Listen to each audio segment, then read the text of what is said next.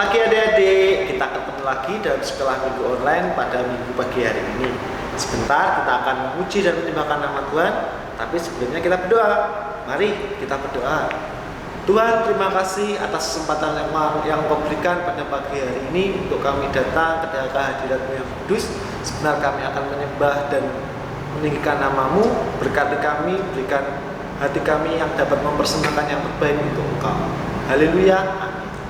Ya, kita akan lebih semangat karena hari ini harinya Tuhan.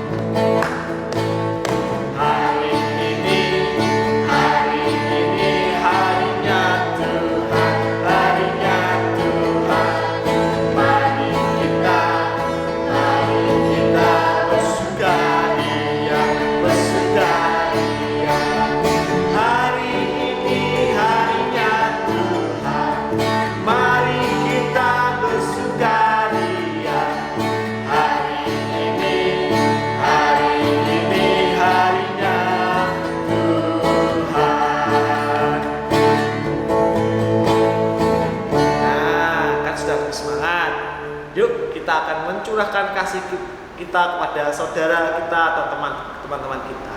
Kita nyanyikan KSI ya. Semangat adik-adik.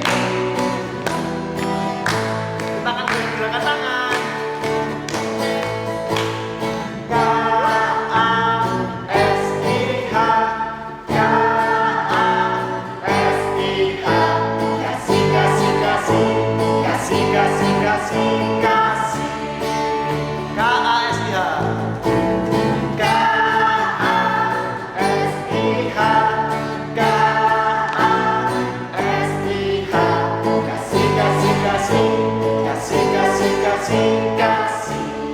Kasih itu sabar.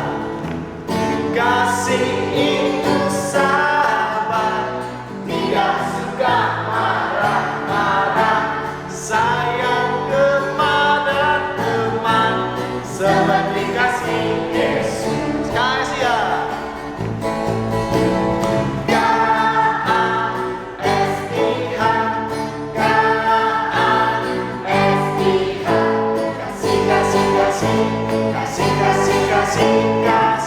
Kasih itu sabar. Kasih itu sabar, tidak suka marah-marah, sayang kepada teman seperti kasih Yesus. Kasih itu sabar. Kasih itu sabar, tidak suka marah-marah, sayang kepada teman seperti kasih Yesus, seperti kasih Yesus, seperti kasih Yesus. Gimana? Semangat kan? Ya, jelas dong. Jelas. Kita akan menyanyikan kasih Yesus indah oh indah. Dengan gerakan tangan adik-adik ya.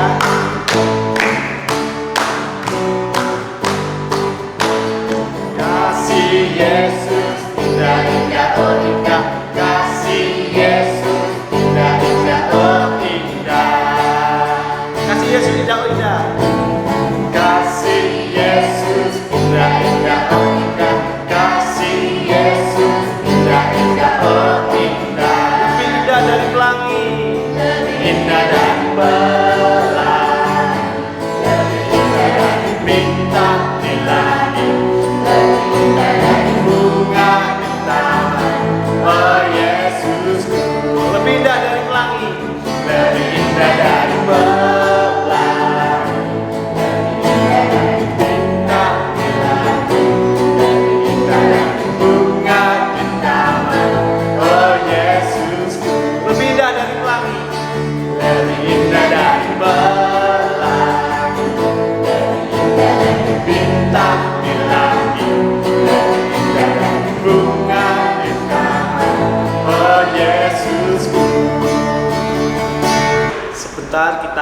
mendengarkan firman Tuhan, kita akan siapkan hati dan pikiran kita untuk menerima benih-benih firman Tuhan. Kita akan nyanyikan Kalau Ku Cari Damai.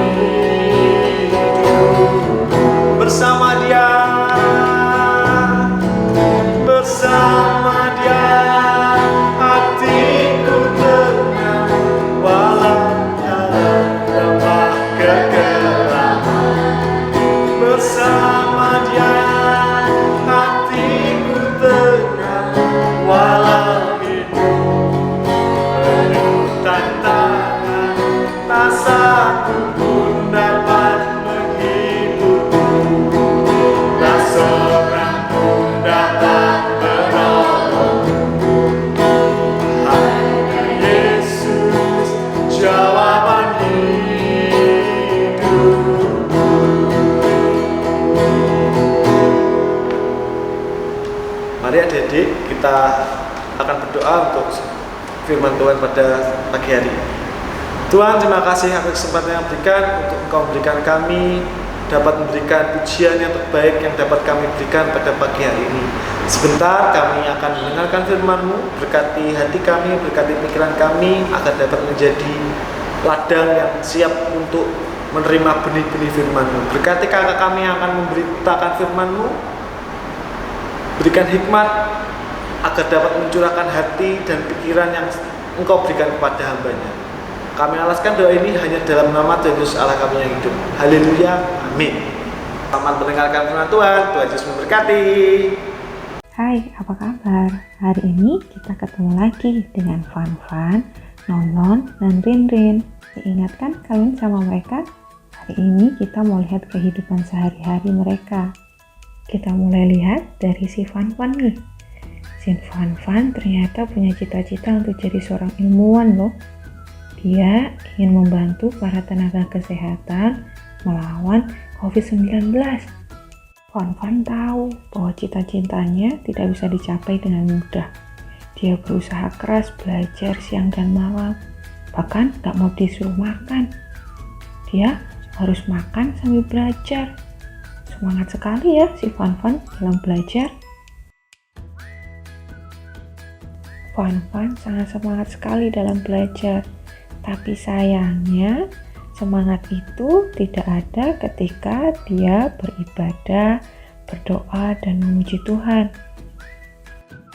Karena Fan belajar dari siang, malam tanpa henti, ketika saat beribadah, dia malah ketiduran. Sayang sekali ya.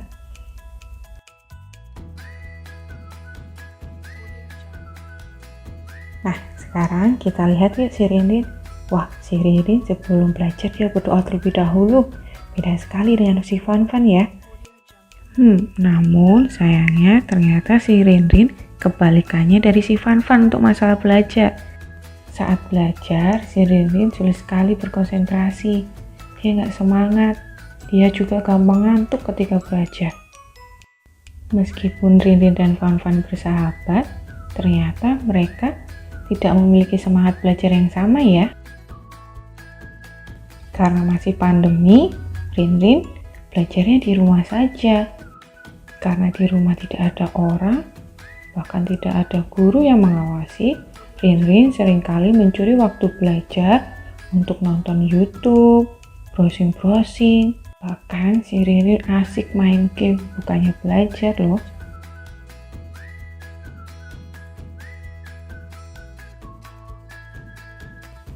Walaupun untuk belajar, si Rinrin tidak punya semangat, namun di saat beribadah, berdoa memuji Tuhan, dia nggak pernah ketinggalan. Dia sangat rajin beribadah, berdoa, dan memuji Tuhan. Sangat berbeda ya dengan si Fan yang tidak punya waktu untuk berdoa, beribadah, dan memuji Tuhan. Sekarang kita lihat ke Nonon. Wah, Nonon sebelum belajar dia berdoa terlebih dahulu. Dia minta hikmat kepada Tuhan. Nonon punya semangat belajar yang sama seperti Fan.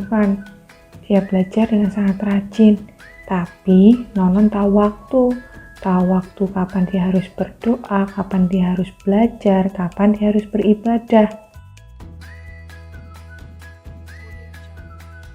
Nonon belajar dengan sangat giat walaupun tidak diawasi oleh kedua orang tuanya.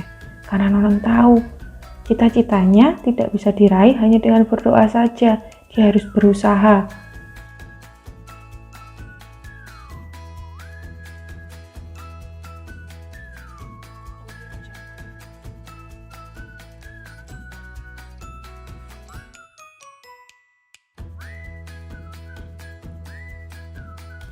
Saat belajar pun dia ingat kapan waktunya beribadah.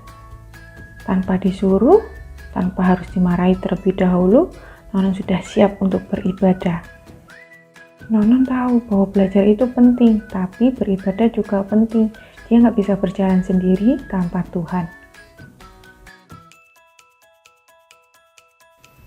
Wah, luar biasa sekali si Nonon. Dia semangat belajar, dia juga semangat sekali dalam beribadah. Si Nonon tahu betul bahwa beriman dan berkhidmat itu satu paket. Dia nggak bisa mengutamakan yang satu dan mengabaikan yang lain.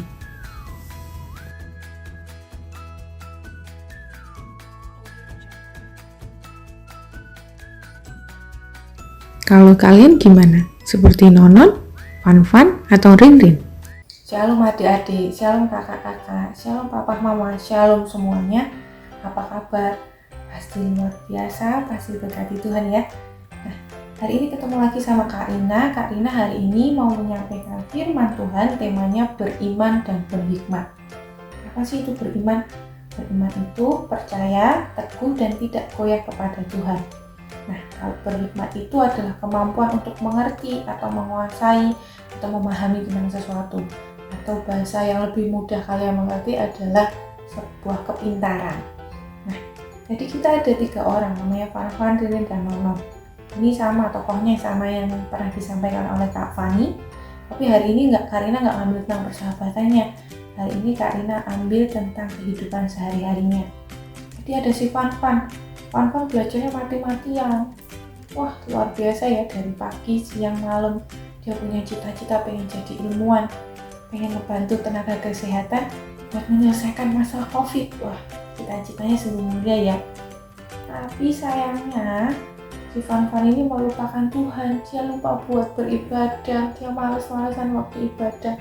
Dia tidak pernah berdoa, dia tidak memuji Tuhan. Padahal Tuhan kita ini adalah sumber hikmat. Ada salah satu tokoh di Alkitab yang minta hikmat sama Tuhan. Ayah siapa? Ada yang tahu? Ya, betul, Bapak Salomo. Cerita ini ada di 1 Raja-Raja 3 ayat 1 sampai 28. Nanti kalian bisa baca sendiri di rumah. 1 Raja-Raja 3 ayat 1 sampai 28. Di situ diceritakan Bapak Salomo ini adalah seorang raja yang berkenan di mata Tuhan. Dia beriman sama Tuhan. Nah, waktu Tuhan tanya sama Bapak Salomo, kamu mau minta apa sama aku? Bapak Salomo bilang, aku mau minta hati yang paham. Loh, kenapa? Kamu bisa minta yang lebih, wah, bisa minta kekayaan duniawi, kamu bisa minta tak berkati luar biasa. Tapi kenapa kamu cuma minta hikmat? Bapak Salomo bilang, Kalau aku nggak punya hikmat, buat apa aku jadi raja? Nanti aku nggak bisa ngasih keputusan buat rakyat-rakyatku sesuai dengan kehendakmu, buat apa? Nah, ada satu ayat di Yakobus 1 ayat 5, bunyinya seperti ini. Tetapi apabila di antara kamu ada yang kekurangan hikmat, hendaklah ia memintakannya kepada Allah yang memberikan kepada semua orang dengan murah hati dan dengan tidak membangkit-bangkit, maka hal itu akan diberikan kepadanya. Sekali lagi Kak Rina ulangi ya, ada di Yakobus 1 ayat 5, bunyinya seperti ini. Tetapi apabila di antara kamu ada yang kekurangan hikmat, hendaklah ia memintakannya kepada Allah yang memberikan kepada semua orang dengan murah hati dan dengan tidak membangkit-bangkit, maka hal itu akan diberikan kepadanya. Kita boleh belajar mati-matian seperti Van-Van, tapi kalau kita nggak punya iman, kita nggak percaya sama Tuhan, buat apa? Nanti jadinya hikmat kita ini kita gunakan nggak sesuai dengan kehendak Allah. Kalau kita kekurangan hikmat, boleh kita minta sama Tuhan. Gak perlu belajar mati-matian siang sampai malam sampai kita melupakan berdoa, beribadah. Semuanya kita lupakan. Gak usah, kita punya Tuhan. Ada waktunya belajar, ada waktunya untuk berdoa dan untuk beribadah sama Tuhan. Kalau kita cuma belajar mati-matian, nanti kita jadinya kayak para penjabat yang koruptor. Mereka secara latar belakang pendidikan pasti dipilih Bapak Presiden ini, mereka latar belakang pendidikannya pasti luar biasa. Mereka punya pengalaman yang luar biasa, tapi mereka nggak punya iman, sehingga apa? Dia korupsi. Dia menggunakan hikmatnya, kepintarannya untuk membodohi orang lain, melakukan hal-hal yang tidak sesuai dengan kehendak Tuhan. Nah, itu fungsinya kita mempunyai iman, nggak cuma hikmat tok. Tadi ada lagi Rinrin. Rinrin ini kebalikannya dari Van-Van. Dia percaya sama Tuhan, dia beribadah, dia memuji Tuhan dengan rajin. Tapi si Rinrin ini dia males belajar. Boleh nggak Kak kayak begini? Jadi kata Karina harus berdoa, harus beribadah, harus memuji Tuhan. Iya. Tapi tadi Karina juga bilang ada waktunya kita juga harus belajar. Di Yakobus 2 ayat 17. Mari kita buka sama-sama Yakobus 2 ayat 17. Ini sekalian nanti buat ayat hafalan ya. Yakobus 2 ayat 17. Bunyinya, demikian juga halnya dengan iman. Jika iman itu tidak disertai perbuatan, maka iman itu pada hakikatnya adalah mati. Karina bacakan sekali lagi Yakobus 2 ayat 17. Demikian juga halnya dengan iman, jika iman itu tidak disertai perbuatan, maka iman itu pada hakikatnya mati. Nah, kita tidak bisa, kita cuma punya iman sama Tuhan, tapi kita tidak mau lakuin apa-apa. Kita malas-malasan kayak Rinrin. Ya tidak bisa. Tuhan bukan pesulap. Terus kamu cuma berdoa atau sama Tuhan, tahu-tahu besok jadi dokter, ya tidak bisa. Kita harus belajar, kita harus tetap belajar, tapi kita juga harus tahu waktunya berdoa kapan, belajar kapan. Nah, yang ketiga tadi ada si Nonon. Nonon ini adalah paket komplit. Ini adalah contoh dari beriman dan berhikmat. Nonon tahu tugasnya adalah belajar. Tapi Nonon juga tahu sumber hikmatnya adalah Tuhan. Makanya setiap sebelum belajar, Nonon selalu berdoa.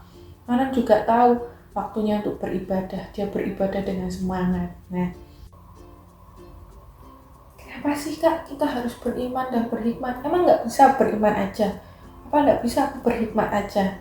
Nggak bisa. Beriman dan berhikmat ini udah satu paket. Dia kayak mata uang logam itu. Dia dua mata sisi. Mereka satu paket. Nggak bisa dipisahkan satu sama lain. Kita nggak bisa mengutamakan satu dan mengabaikan yang lain.